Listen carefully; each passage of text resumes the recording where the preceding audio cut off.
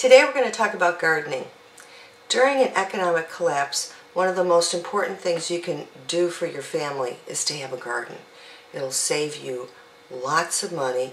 Not only that, you'll be getting actually fresh, more delicious, more nutrient foods than if you went to the grocery store, if there's even food in the grocery store. Okay, what are the first things you need to know about gardening is where are you going to plant your garden? Or how many gardens are you going to have? Let's say you put one garden in your front lawn and one on the side of your house and one in your backyard. So you need to look at how many hours of sunlight is each area receiving. If you have one garden, let's say in your backyard, you feel like it's safer if you have it in your backyard and you have a gate and you feel safer about it there. You're going to have a garden area that has 8 full hours of sunshine. Now, if you don't, if let's say you just have 2 areas that are one area is maybe 4 hours of sunlight, you can't put green leafy vegetables in a 4-hour sunlight area. If you want to put root vegetables in, you could put those in an area that has only 6 hours of sunlight. But if you're going to put in a combination of those things, it must have 8 full hours of direct sunlight. So that's the first thing you need to do, is find out where in your yard you're going to put your garden. Don't be afraid to put a garden in the front of your yard. You can disguise it in lots of ways, but I think when the economic collapse comes, people are just going to put in gardens wherever they can. It will be that bad. So, okay, first of all, you decide where you're going to put your garden. Secondly, you're going to go down to the County Agricultural Extension Service and you're going to give them some soil tests from your gardens. And you're going to take, I'd say, 7 or 8 samples, no more than 3 inches deep. And from each garden site, take about 8 samples and put them in a box and take all the different garden areas in different boxes and give that to the agent. He will have it shipped out to the lab and they'll come back with a computer list of all the things that your garden needs.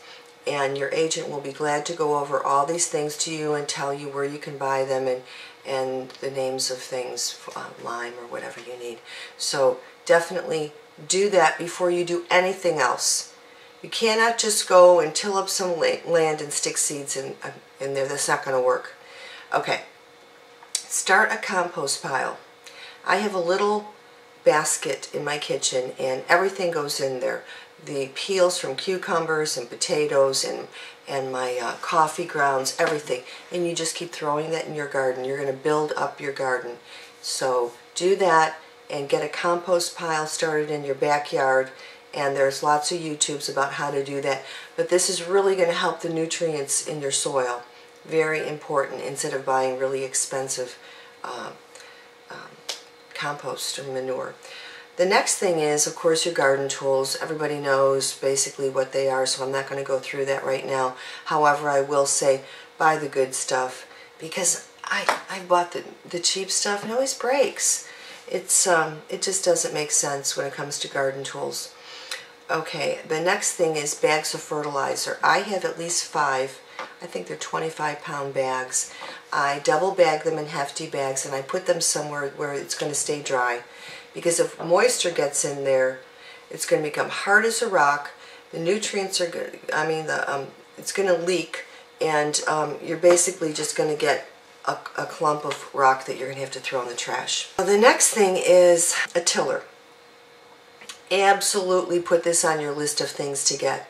Not only is a tiller essential because here breaking up the soil with a shovel when it's hot and humid, no thanks, not so much. But you spend $800, you get a good wide tiller.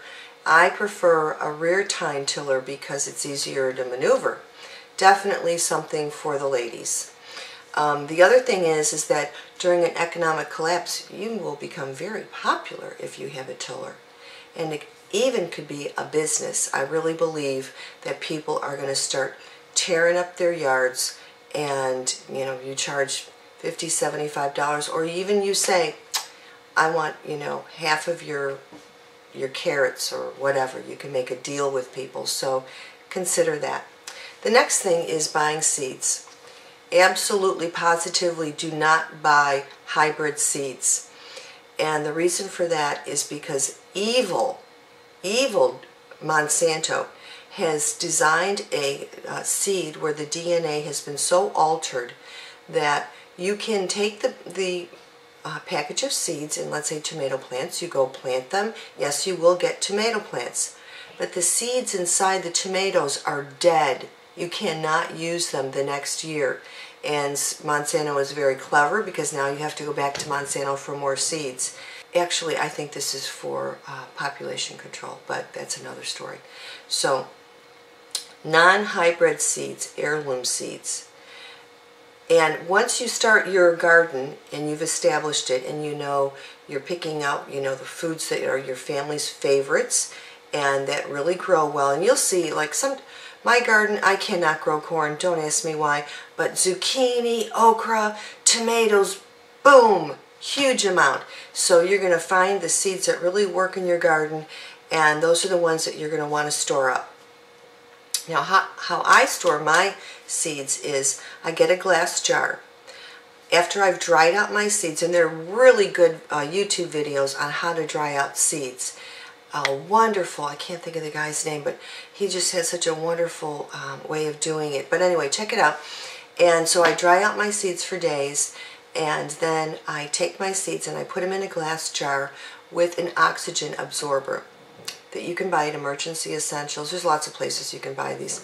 Then I take Kleenex tissue, and I put in about 3 tablespoonfuls of evaporated milk, like a half of an envelope if you get them in envelopes. And take a rubber band, tie it up, and this will absorb any moisture. I stick it in there, tighten it up, and stick it in my deep freezer, wrap a towel around it so I don't go in there and break my glass. But that should last for several years. Definitely, at least I'd say 3 or 4 years. You're going to open it and it'll just be fine.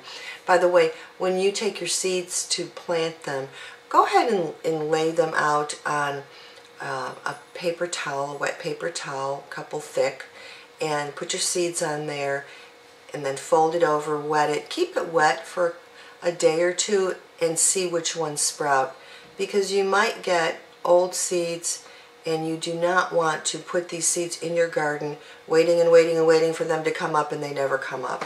And now you've wasted all that area of your garden. So I would just wait and see if I get little sprouts and I know they're doing well, they're alive, and go from there. Okay, canning.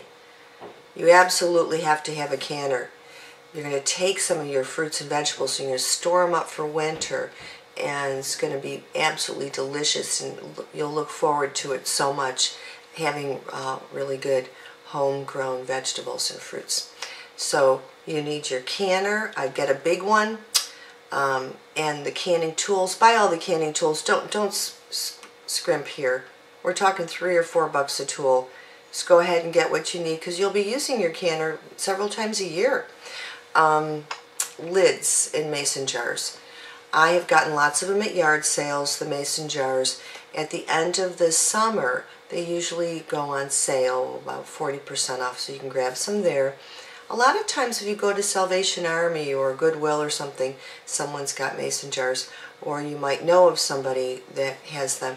And there are lots of different kinds of foods, like tomato sauce, where it's actually in a mason jar. So don't throw those away, use those. Load up on lids. I would say get at least 10 lids per jar, at least. This will be a great tool for bartering, because people, if there aren't enough, and people will be grabbing them up. When they come into the store, people will just grab them up, and you may never see one. So stock up on lids. The last thing I want to talk about is fruit trees. I have 11 fruit trees that I planted in my yard.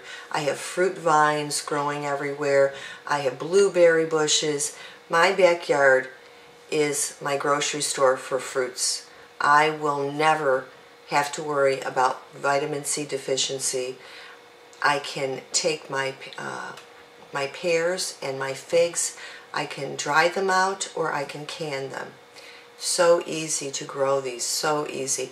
The important thing is just take your time when you're planting these things. I really loosen up the soil. If it says make it 2 feet wide, I make it 3-4 feet wide and just loosen up that soil, and I give it a lot of attention the first 2 weeks after I've planted, and I have amazing fruits, just fabulous. And my fruit trees, I do not buy baby fruit trees. I buy 3 or 4 year old fruit trees. Why should I sit around waiting 2 or 3 years before I get a pear? So spend the extra, I don't know, $20 and get something that's mature, and you will be so thankful when you start to see dozens and dozens of pears on that tree, and you know, ka-ching, ka-ching, you know, you're saving a lot of money, and you will save a lot of money. I just was at the store and bought an apple for about 85 cents. Yeah. Okay, that's the end. Thanks so much.